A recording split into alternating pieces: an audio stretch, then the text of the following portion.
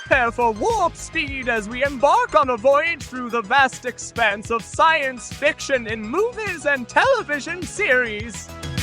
From distant planets to alien civilizations, we delve into the heart of the unknown, unraveling the tales that have captivated audiences for generations. Get ready to unlock the secrets of the universe on Code Flix.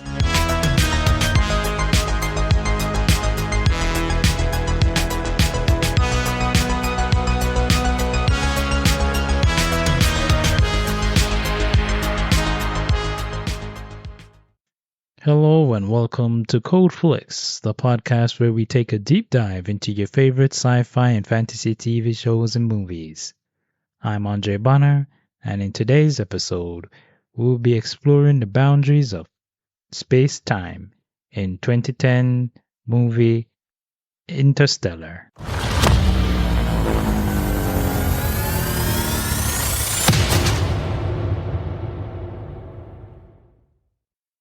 This movie initially felt like a retread of a familiar, with a few similar tropes to other movies.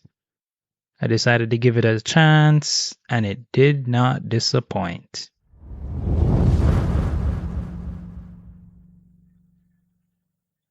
Interstellar is a 2014 epic science fiction drama film directed by Christopher Nolan, who co-wrote the screenplay with his brother Jonathan.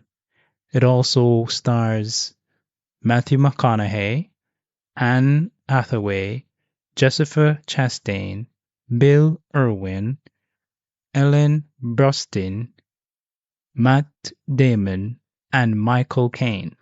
Set in a dystopic future where Earth is suffering from catastrophic blight and famine, the film follows a group of astronauts who travel through a wormhole near Saturn in search of a new home for humankind. The screenplay had its origins in a script Jonathan developed in 2007 and was originally set to be directed by Steven Spielberg. Theoretical physicist Kip Thorne was an executive producer and scientific consultant on the film, and wrote the tie-in book The Science of Interstellar. Cinematographer Hoyt van Hoytema shot it on 35mm movie film in the Panavision anamorphic format and IMAX 70mm. Filming began in late 2013 and took place in Alberta, Calgary, and Los Angeles.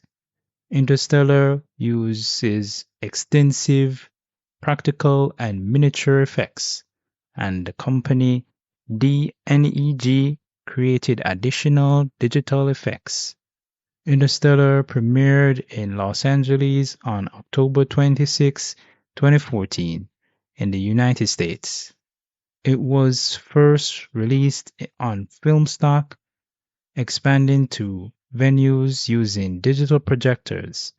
The film received positive reviews from critics and grossed over $681 million worldwide, $705 million after subsequent re-releases, making it the 10th highest grossing film of 2014. Thorne's computer-generated depiction of a black hole in the film has also received commendation from astronomers and physicists. Interstellar was nominated for 5 awards at the 87th Academy Awards, winning Best Visual Effects, and received numerous other accolades. In 2067, humanity faces extinction due to a global blight. Joseph Cooper, a former NASA test pilot, along with his son and daughter Tom and Murph, and father-in-law Donald, toil as farmers. One evening during a dust storm, Cooper and Murph discover mysterious patterns in falling particles. Decoding the patterns leads them to a secret NASA facility run by scientist Dr. John Brand.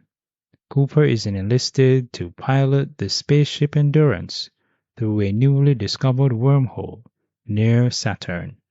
Searching for habitable planets, Cooper struggles with leaving his children behind, but decides to do it in the hope of saving Tom and Murph's generation from extinction.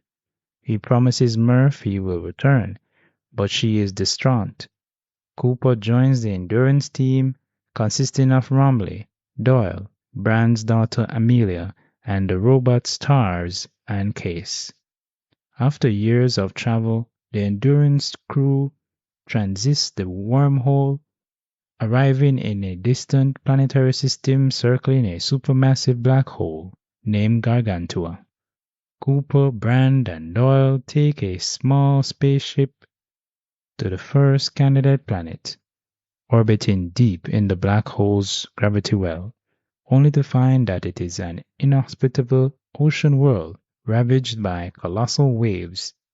In the ensuing evacuation, Doyle is swept away and killed by a wave, but Cooper and Brand narrowly manage to escape. Due to several time dilation in which 1 hour spent on the planet equals 7 years on Earth, 23 years have passed upon their return to the Endurance. On Earth, in 2092, an adult Murph helps Dr. John Brand with his perennial unsolved gravity manipulation equation, which is supposed to help transport humanity en masse to potentially habitable worlds. On his deathbed, Brand confesses that the crew was never supposed to return and that the equation was a charade meant to keep humans from dissolving into anarchy out of panic for their eventual doom. Murph is frustrated and wonders if Cooper knowingly abandoned her. She decides to continue Brand's work and returns to her childhood home to search for crews. The Endurance travels to the second candidate planet, a frigid ice world. The awakened Dr. Mann, the surviving NASA explorer in cryostasis, who landed decades ago.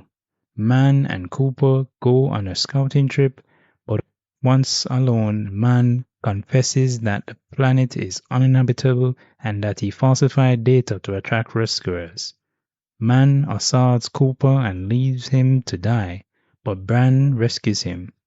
Romley is killed in a booby trap set by Mann, and Mann hijacks a lander by the Endurance crew and takes off for the orbiting spacecraft. Mann intends to commandeer the Endurance, but a failed docking kills Mann and severely damages the Endurance. After a turbulent docking sequence, Cooper and Brand regain control of the crippled spaceship. Charting a gravity assist path around Gargantua, Cooper propels the Endurance towards the third and final planet, losing about 51 years to time dilation. Cooper and Tars secretly agree to sacrifice themselves and detach their spacecraft from the Endurance during the gravity assist, such that the now lightened Endurance will be capable of reaching the third planet, much to the protests of Brand. Cooper falls into the black hole and finds himself in a fourth dimension, Tesseract, where he travels through time and space and finds himself able to manipulate the falling dust grains in his childhood home, allowing him to send the NASA site coordinates to his past self and bootstrap his mission. He also deduces that the Tesseract itself was constructed by a future generation of humankind to similarly guide their predecessors. He and Tars transmit information from within the black hole by manipulating the hands of Murph's wristwatch. Using the information, Murph solves the gravity manipulation problem and enables humanity to escape extinction and build colonies in outer space. The Tesseract collapses and ejects Cooper and Tars, where they are rescued in 2156 and brought to an O'Neill cylinder colony around Saturn. Cooper reunites with Murph, now on her deathbed. In her advanced age, she tells him not to wait for her to die and to seek out Brand instead.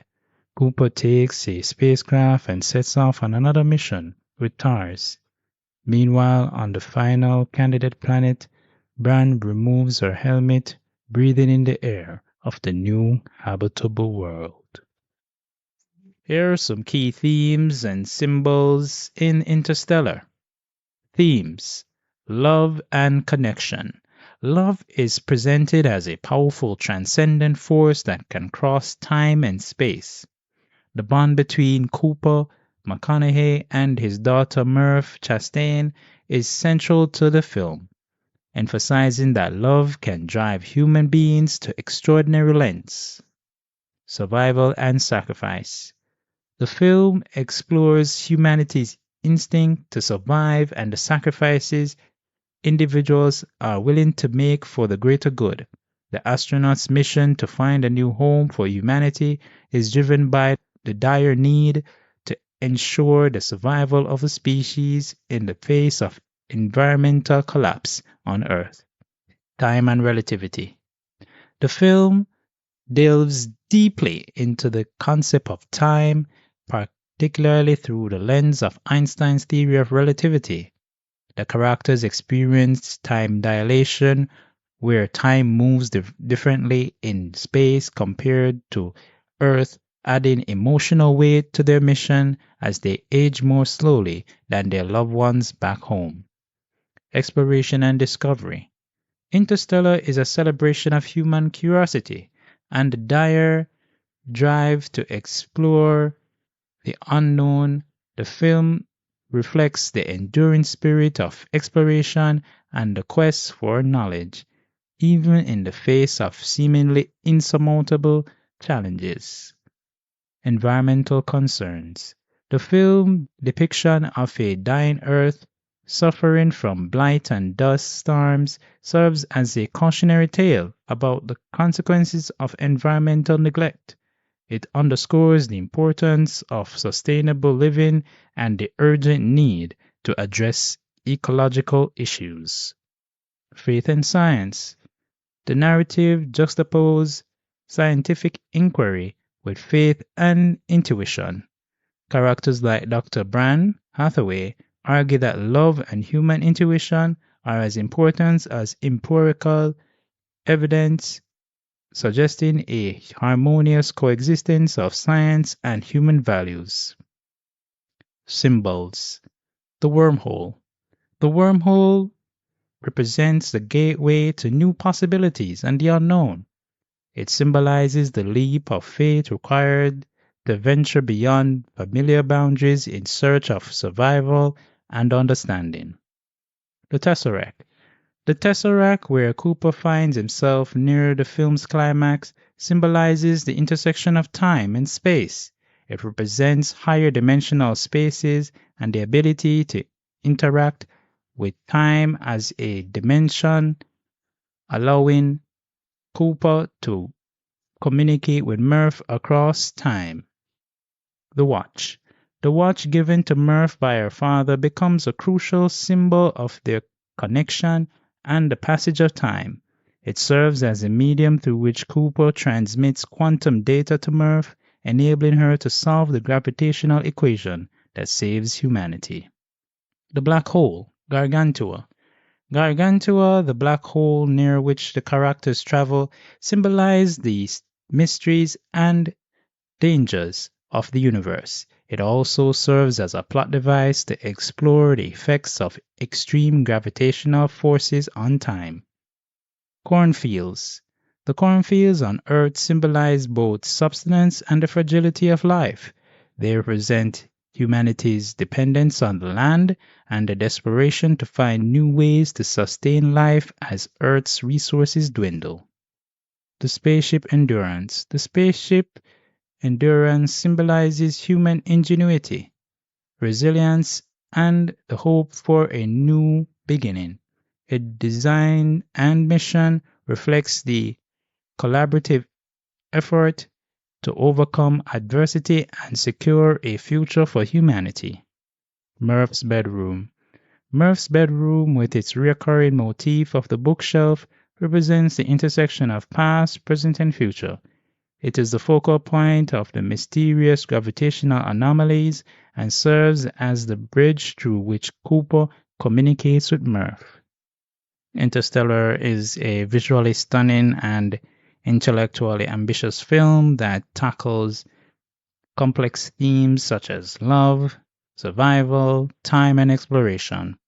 Through its rich symbolism, including the wormhole, the tesseract, and the watch, the film weaves a narrative that challenges viewers to ponder the limits of human potential and enduring power of connection. Its exploration of scientific concepts and emotional depth makes Interstellar a compelling and thought provoking cinematic experience.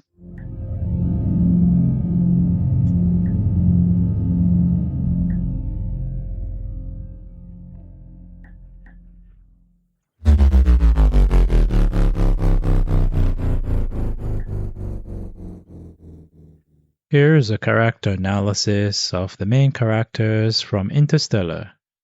Cooper, Matthew McConaughey. Cooper is a former NASA pilot turned farmer who becomes humanity's last hope for survival. His character is driven by his love for his children and his sense of duty. Cooper embodies the human spirit's resilience, curiosity, and willingness to sacrifice for the greater good. His journey highlights the tension between personal desire and the survival of the species. Dr. Amelia Brand. Anne Hathaway. Amelia Brand is a NASA scientist and astronaut. She is intelligent, determined, and driven by both science and emotion. Her belief is love as a transcendent force that could guide decisions in the mission is a central theme of the film. Brand's character explores the intersection of logic and emotion, particularly in high-stakes situations. Murph, Jessica Chastain, and Mackenzie Foy. Murph, Cooper's daughter, is a brilliant scientist who grows up feeling abandoned by her father.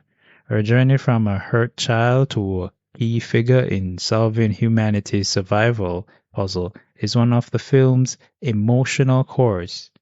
Murph represents hope, intellect, and the enduring bond between parent and child, which transcends time and space. Dr. Mann, Matt Damon. Dr. Mann is a respected scientist who ultimately becomes a cautionary tale of human weakness. Initially idolized as a hero, Mann's character reveals the dangers of isolation, fear, and the will to survive at any cost. His actions serve as a counterpoint to Cooper's, illustrating the potential for selfishness and deception in dire situations. Professor Brand, Michael Caine. Professor Brand is a father figure to Cooper and Amelia, and the architect of the mission to save humanity. His character is complex, as he harbors secrets that affect the entire mission. Brand's actions raise questions about the morality of his decisions and the nature of a sacrifice, as he balances hope with the harsh realities of the situation. These characters drive the narrative of Interstellar, exploring themes of love, sacrifice, human endurance, and the complex relationship between time and space.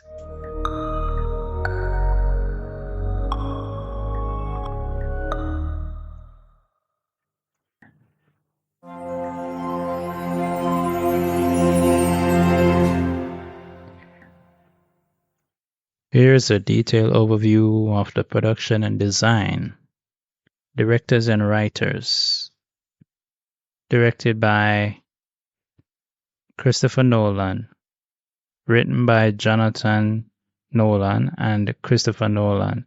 The screenplay was inspired by the work of theoretical physicist Kip Thorne, who also served as a executive producer and scientific consultant on the film.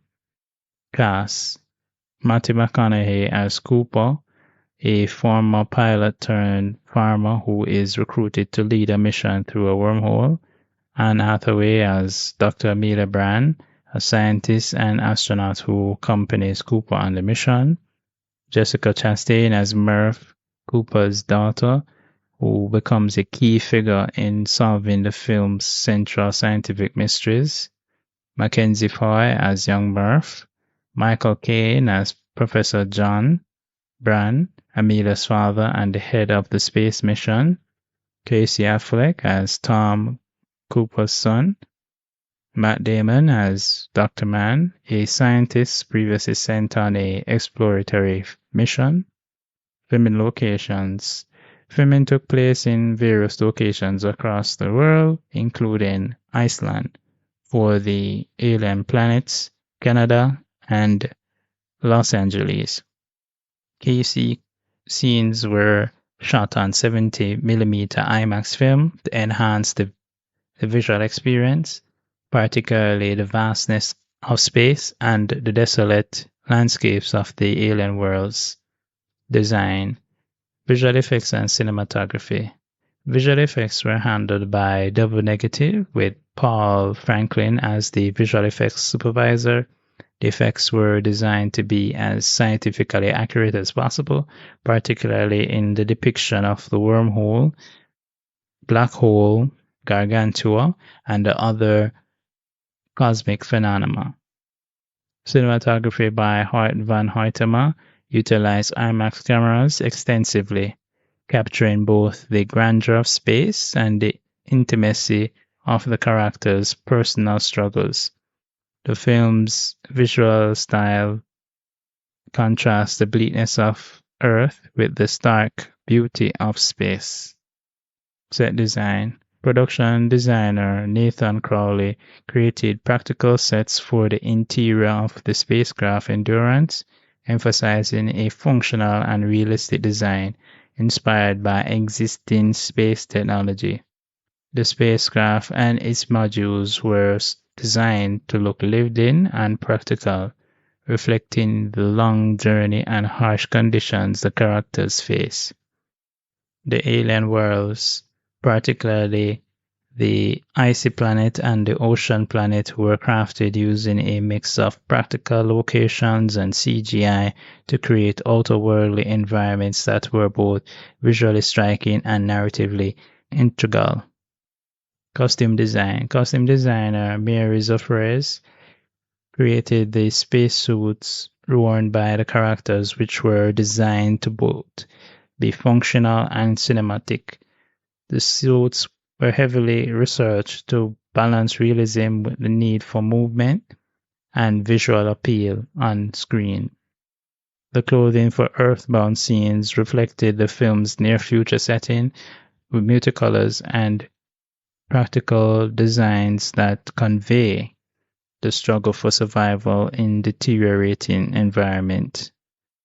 Sound design and music. The musical score by Hans Zimmer is one of the film's most distinctive features, utilizing organs, strings, and electronic sounds to create a sense of awe, tension, and emotional depth. Zimmer's score was designed in collaboration with Nolan to reflect the themes of love, exploration, and the unknown.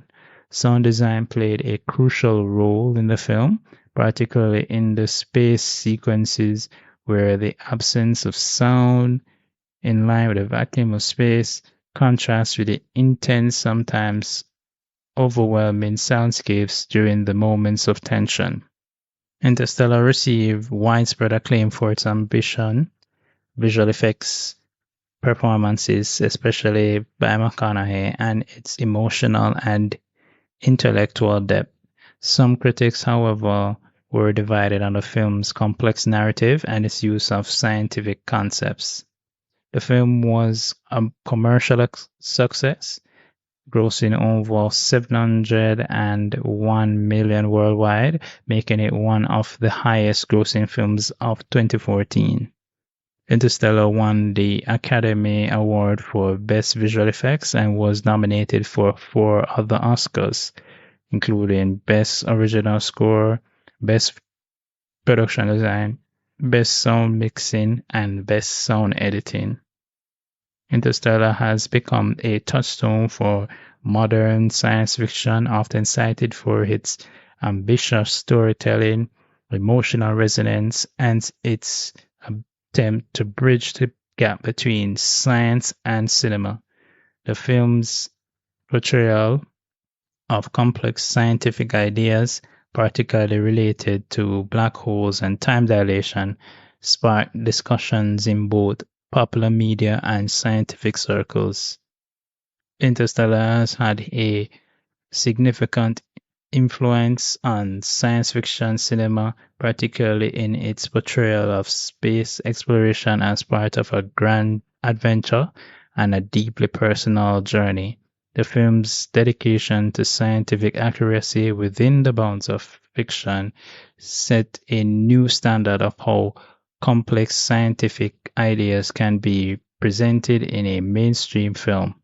Its emotional core, centered on the themes of love and sacrifice, also helped distinguish it from other space epics, making it a standout entry in the genre.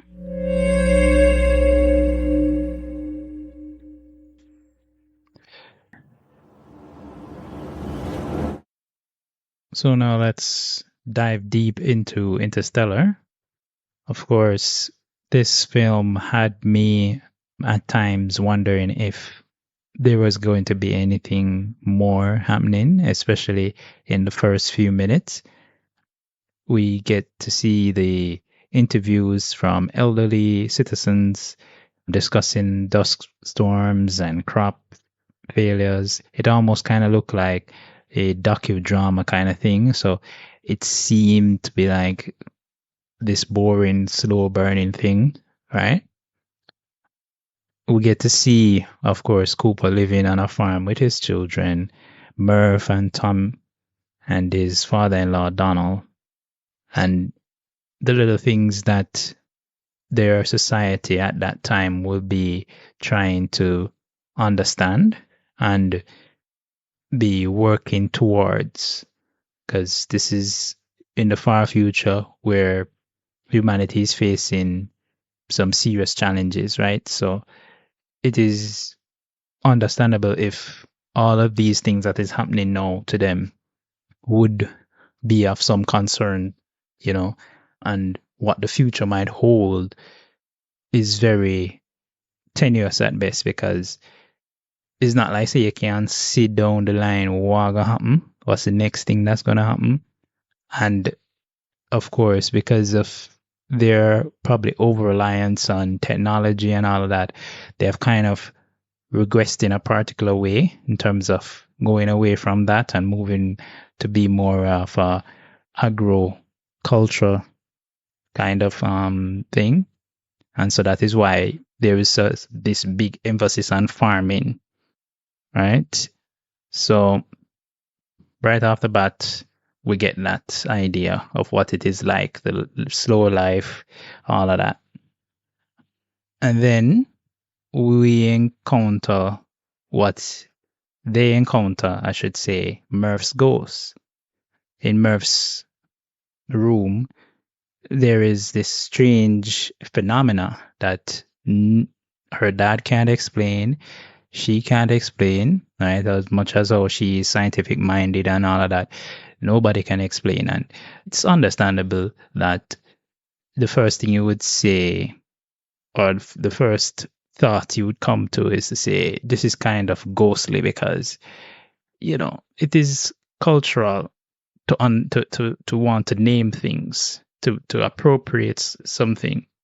What is not necessarily natural is to not want to find out if you are right about what it is that you think it is, right? So yeah, you just seeing these little things happening, the phenomena the books falling from the bookshelf and the mysterious pattern that is left in the dust on the floor, right? All of those things, they do add up. And you're like, your brain trying to work it out, your ape brain trying to work it out as to what it is that this could be and what it could possibly represent. So, of course, this is what leads them, that's Cooper and Murph, to discovering NASA. So, in the dust storm, the window blow open, and by some chance, they get to see right in front of them some symbols being formed, some binary, right? They find out at that point in time because they would have been observing these things, and certain things just seem to be consistent, and that would have led them to make this conclusion or come to this idea that this must be something binary. So they find out that this is possibly some coordinates. At the time, they don't know what they're doing, but they just decide, Cooper decides, I should say, to follow. But of course, Murph, being the type of person that she is, and the way how Cooper might have grown her, she wanted to be a part of it. She wanted to find out as well. She was curious. So she snuck aboard the vehicle that he was going to go to this unknown, address or location. So they end up there, and when they go there, they find out, say, it's a NASA facility and it's run by Professor Brand, who turns out to be someone who Cooper knows, right?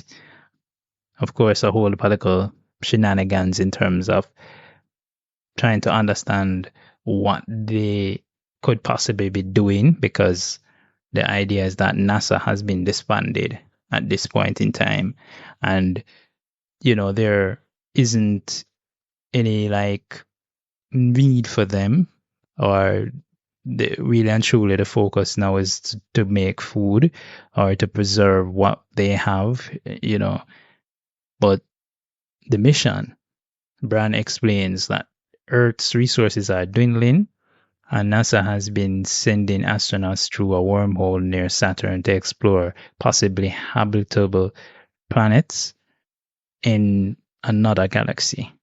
Now, this is something big, and Cooper, of course, is initially skeptical, as he should be, and wants to understand what this could mean and where all of this come from, because they tell them about the reason why he was able to find their coordinates and find the location was he got it from his ghost. And even explaining it, he felt that he was crazy, but then NASA themselves have said, look, we are also noticing these phenomena too. This ghost, as you say, is something that we have been studying it, and we have been, and it is because of that we even started this program. And this is why you were recruited initially, because he would have been initially recruited in the train as a pilot. So this was like him naturally being a part of it. They wanted him, or they really would have wanted him to be the pilot at this point in time. So, yeah, of course, Cooper thinks about it for a second, and then he's like, okay, I'm in. I'm going to do it. But of course, Murph is our father, and you don't want to leave your picking, right? At the same time. But the understanding that you have versus what your child might have, because you're trying to give them a better life. You want a better future for them. And that whole thing with Murph and him trying to make things right before she leaves, I thought that was very, very good. I mean, it felt really good to see something like that being portrayed in a movie like this. And even more so because it lends credibility that, hey, listen, you know, no matter what, even if, yeah, you're sure so this is going to happen or that's not going to happen or how this is going to be, you have to make things right. You have to be able to sit down with one another and have a discussion and try to work things out. So, of course, that doesn't really go the way that he expected because she didn't, and with good reason, because he didn't have much time. And it's not like him have time for sit down with her and work out everything with her and, wait till should grow up a little bit for her to kind of grasp the bigger concept or the greater good, because she really wants her daddy. She really wants to have him around. So it was a really, really hard decision for Cooper and even more harder decision for, the rest of them to be able to say, hey, we can support this or not. Because I believe in Tom, even though he was a little older, he also had that feeling that, hey, listen, I don't really want to lose my father, even though I might think this might be the greater good. And, that, yeah, let's not get too far ahead in that one. But yeah, so eventually, Cooper eventually leaves, and that whole part was just emotional. I can't stop, right?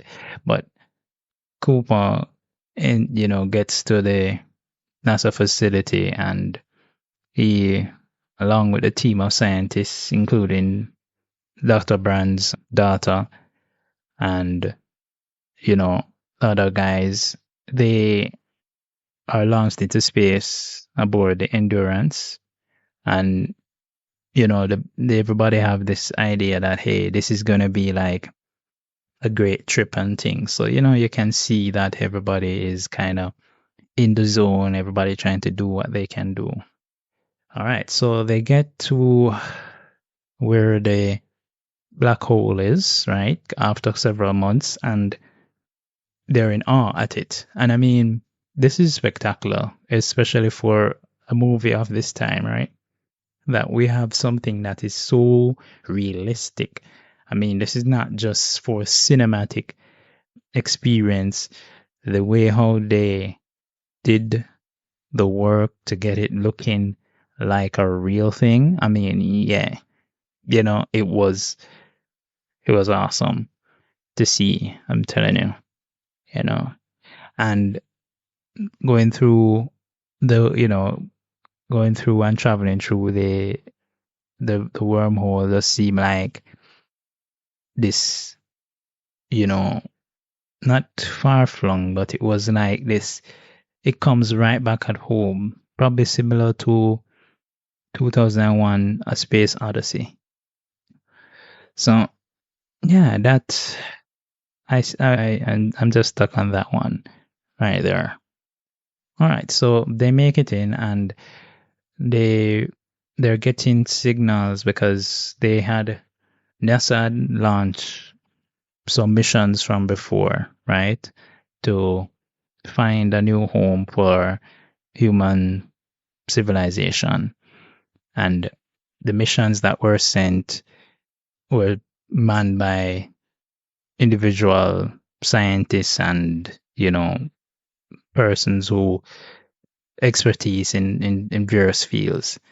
And so when they got over into that galaxy, right, through the wormhole, and they start getting readings from these planets and stuff, and the scientists, they were like enthusiastic because why, we don't know, we don't have enough time. We look at the fluid, we're looking at and this is to show you that there's some realistic elements of looking at these things. It's not like they could have wrote it away to say, all right, they're gonna go the three of them, and they're gonna go this one first, that one. But it was more of, we have to be strategic. We don't have enough fuel. We have to look at what is more logical, what makes more sense scientifically, we have to look at the data, right? We're looking at the individual data sent back from these different scientists, right? So the team goes to the first planet, which is near to the black hole Gargantua, which means that there's some amount of time dilation that is happening on that planet, where 1 hour on that planet is 7 years on Earth. So they already know that they're going to lose time. What they didn't know is how much time they're going to lose. So when they went to the planet is a water world. And at first, everything seemed to be looking like, this could possibly work. And when they found they found where the signal was coming from for the scientist Miller's planet, right? Miller was totally taken out by some gigantic ass waves, I'm telling you. And I mean that part where, them just stand up and they're like looking at it and say, look at those, like them look at the land masses one day, and look at that land, it's so tall. And say, no, that ain't no land. That is some big ass waves. And the waves that start coming in, and and it's that also is scientific in its nature, because gravitation, from when we know about gravity and the fact that the planet is so close to the black hole, the waves on that planet would be affected by the gravity of the black hole. So it's, it wipe out everything, almost wipe them out. And the team, they lose Doyle, right? One of the guys on the team, and by the time they return to the Endurance, it's 23 years that have passed in Earth time, right? And the guy who them leave on the Endurance, he had been there and him aged too, and I like how they made it, they showed that it was for a good amount of time, even though it was close to the planet. It wasn't on planet, but they showed the difference in the time dilation. Yeah. Man get old. Yeah. Yeah. So second planet now, man's planet. That's where they decide now, we're gonna have to go. There was a debate about where they would go in terms of what would happen and all of that, and so, after being outvoted, of course, they decided to go to Dr. Man's planet, which seemed very promising, right? Yeah. When they reach there, they find him in cryosleep, right, in his chamber, and them revive him and thing, and them start talk to him and thing, and all is good, and it seemed like the planet could possibly work. It's an ice planet, yes, but it has some potential based on what the data is saying, right? Only if you find out, say, Dr. Man falsified the data. That rat bastard, him decide, say, him a go trick the people them to come to his planet to rescue him, right? And how we find out now is that him and Cooper, a walk, right? I'm not even sure why him does decide, say, him out of the blue and go on for show Cooper something and carry Cooper, go almost kill him off, right? Throw him over the side of a cliff, right? And smash him helmet. The man's crazy. The man is crazy. And all him should have said is that, guys, I'm glad I don't reach, but me never want dead.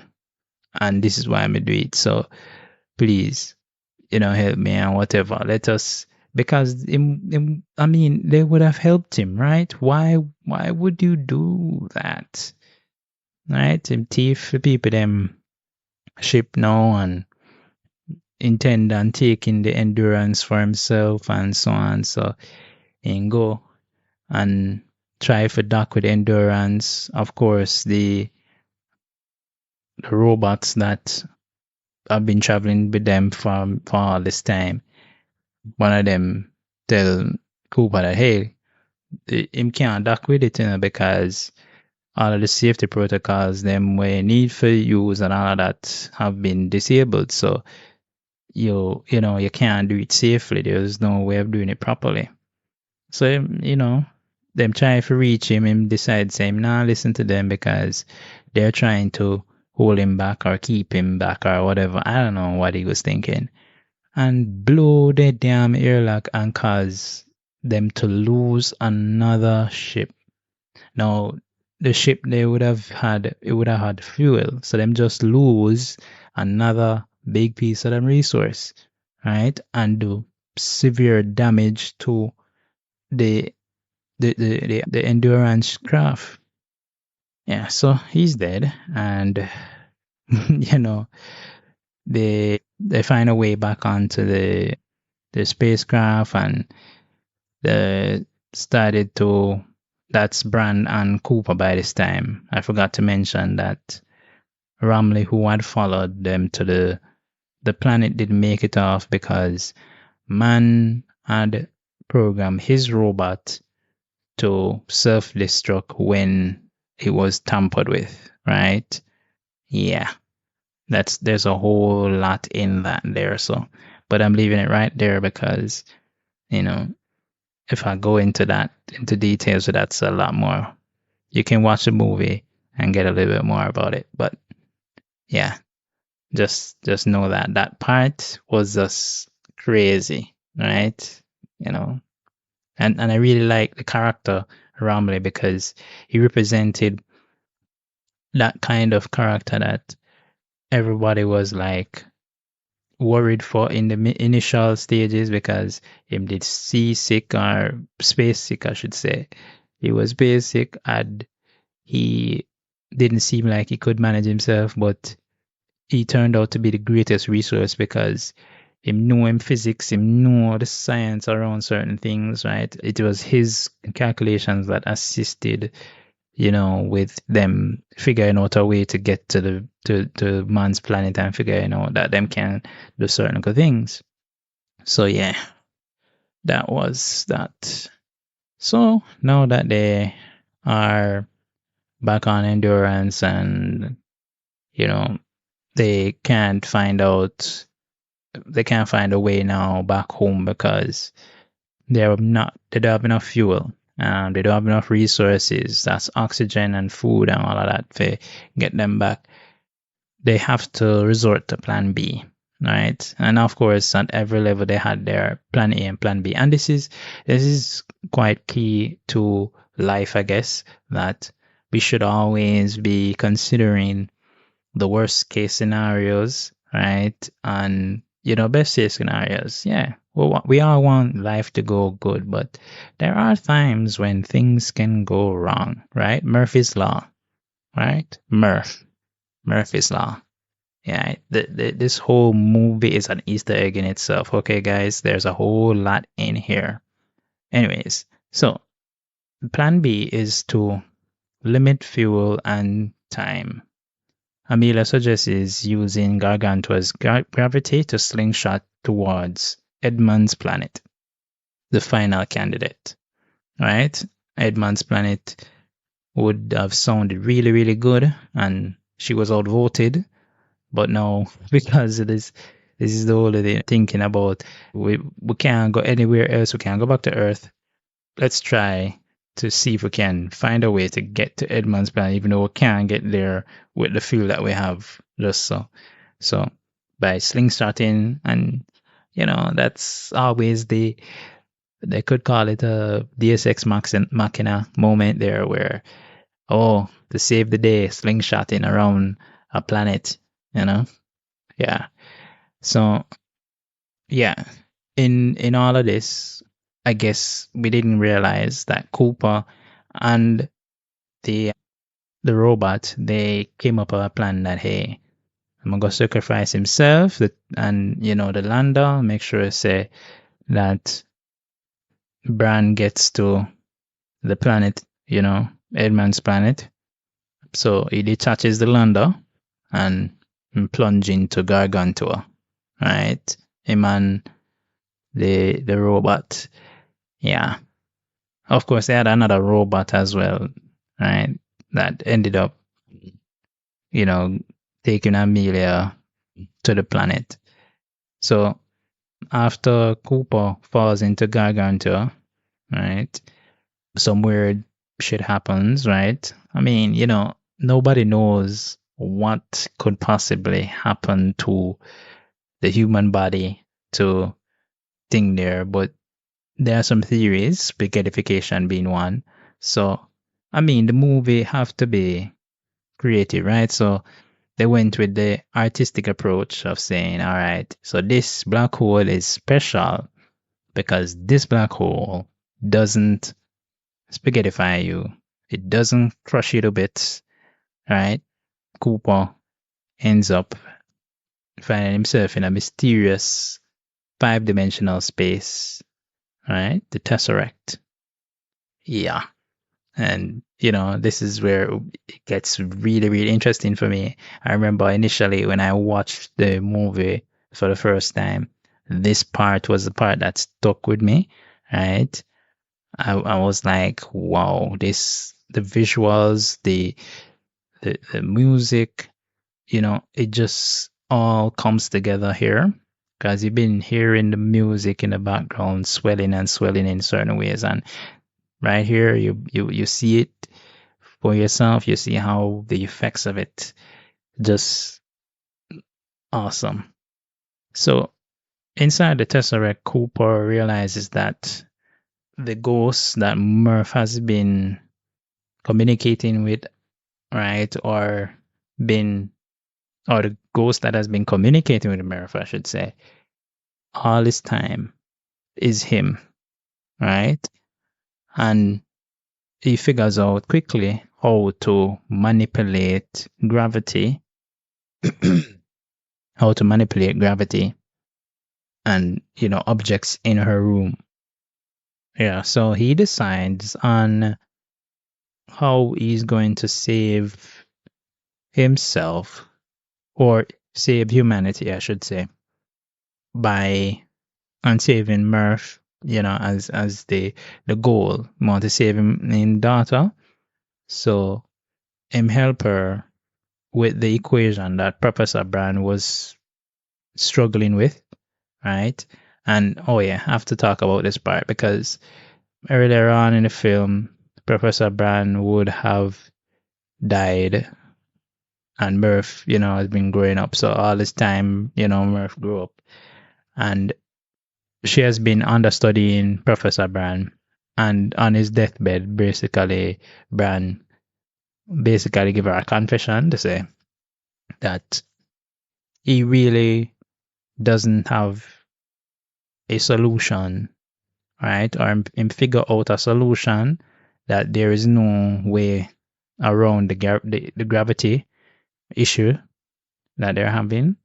So really and truly, the mission was more to save his daughter and whoever was crazy enough to go on this adventure. So when Murph find out now, she asks Amelia, and of course everybody was around here and stuff. And did you know that your father was basically lying to everybody, right? And the only reason why I'm doing it is because him see how humanity is united and trying to get things done and all of that. Yeah, I thought that was crazy. You know what I'm saying? I don't understand why you would be, doing something like that. I mean, yes, you want to inspire people, but to lie, that level of lying to do it, right? It never works out well. whether in a movie or in real life, you could sometimes it's best to be honest that you don't know something and you don't have the ability or the capability because you're not the only one in the world and you alone know everything. So by admitting that you don't know, the next step is to work with others that will help to figure it out because this is what this movie is basically saying. Him never have the answer, right? Him never figure it out. But Murph, right, through her father's help, right, is he able to do it. So full circle now, Hooper basically sends the data that they've been collating from the robot. Of course, the robot helped. So that AI robot, that's why AI is so cool, right?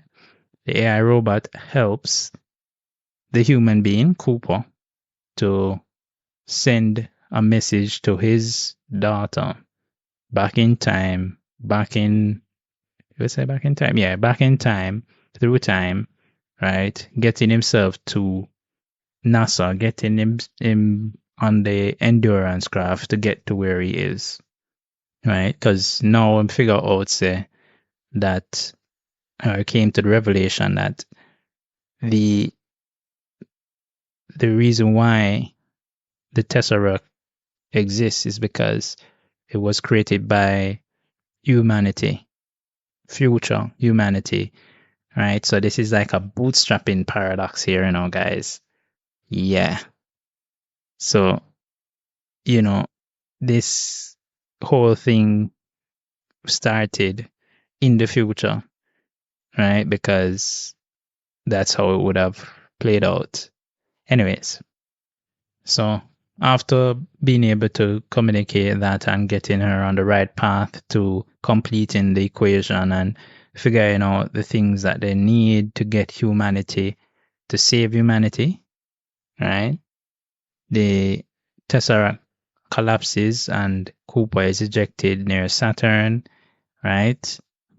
I'm not sure why he blacked out, but I'm guessing it's probably because they want to say his oxygen supply ran out or something like that.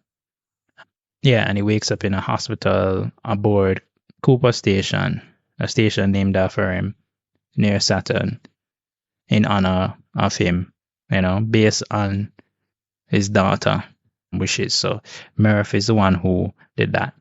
So they have a lovely reunion. I mean, it's crazy because Cooper hasn't aged more than a couple weeks or so, or based on how things were. Yeah, he would have probably aged a couple months. Yeah, he aged a couple months. But Murph has gotten old, like really, really old, that she's basically on her deathbed, right? Yeah, and she basically see her, and of course it's an emotional time because no parent really wants to see their child pass in front of them. That's not how it usually works. You're expecting for your children to see you pass. So that wasn't really easy. So she tells him that, hey, Amelia, I'm fine Edmund's planet and she's out there. Go and find her. Basically go and go look your own life, right? To live. Because I've lived mine full now. You still have some years in you. Because you haven't aged. Yeah. So the final scene of the film sees Cooper stealing a spacecraft to reunite with Amelia. Right? And we see that Amelia is doing really good because the planet that she's on seems to be able to sustain life. She even take off her helmet. Yeah. Yep. So that's my take on Interstellar, my analysis. Yeah. So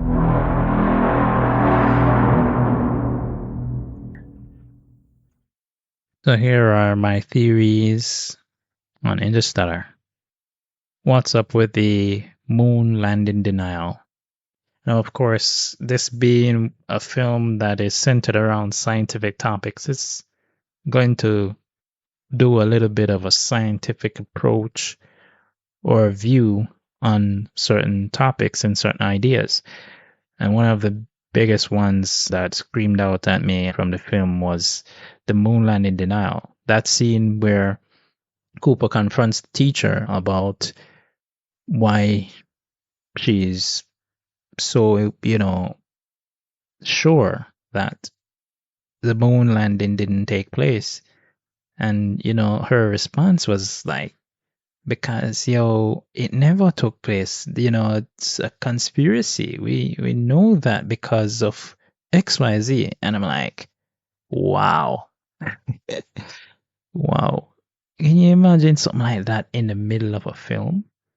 That really, like, gets in there, like, and at a broader view, and as I mentioned, Easter eggs in this film, it shows that society, we have a lot of different ideas and belief that ground the way how we operate, and how we interact with others.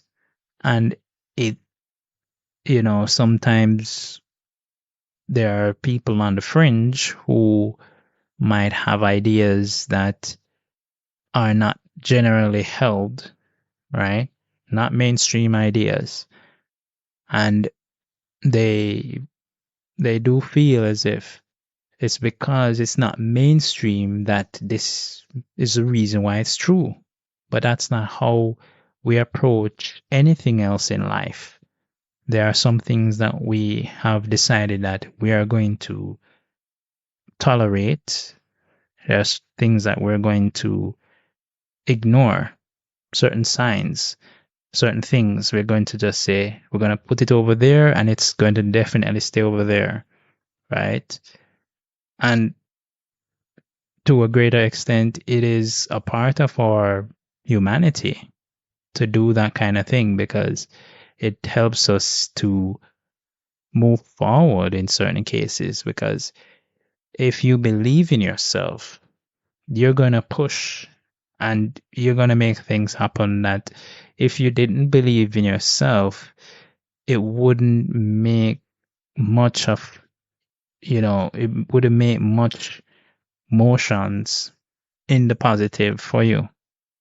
So at the same time, what I have to say about it is that we have to try and ground some of these things in facts. We have to look at the facts. We can't be afraid of not wanting to look at what it is that we really are believing in, what it is that really is driving us.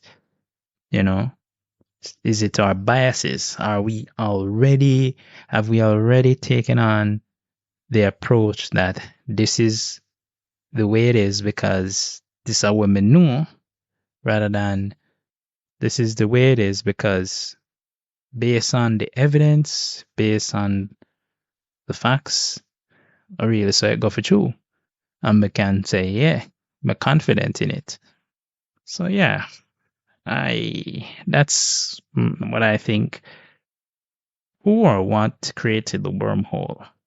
So, of course, it is suggested in the film that yes, it's the future civilization of humanity. So humanity is advancing at that point, and it's because of this pivotal event in history where they were able to figure out how to travel using a wormhole, travel using gravity. And that would have set them on the path of becoming a species that is interstellar, a species that would be looking at different things. But I have a problem with that. And it's simply this: humanity, based on our history, has shown that we haven't been the most cooperative race with one another, and we haven't been the most understanding. We have let our biases and our differences cause issues and bring up a lot of disputes. And this is why I'm not saying it's impossible, but it's hard to see humanity uniting in the way how it is, right? Unless we all decide, that this is, what we want, the best of humanity. We all want the same thing, right? I'm not saying it's impossible, but I'm saying that realistically, we have to look at how we approach these things, right? Because no matter what, we're always going to have these baggages taken with us. If we can't learn from our history, if we can't learn from the past, we cannot and will not make it into the future. So we have to bear that in mind as a species. So that's my theories. Short one this time. Share your own favorite moments and theories, whether you think that you agreed or you disagreed with some of my theories or my analysis on Interstellar itself. You can do that in the comments. Please don't be afraid to comment. So in this episode, we looked at the great film Interstellar, a scientific masterpiece. Right? This is one of those films that really sets apart from many other science fiction films and TV shows. We looked at some of the themes and symbols. We looked at the characters. We looked at the production and design and what went into that. We looked at my analysis of Interstellar. And there's plenty more where that come from. And there are some theories that I have. I hope that you enjoyed this particular episode of the podcast.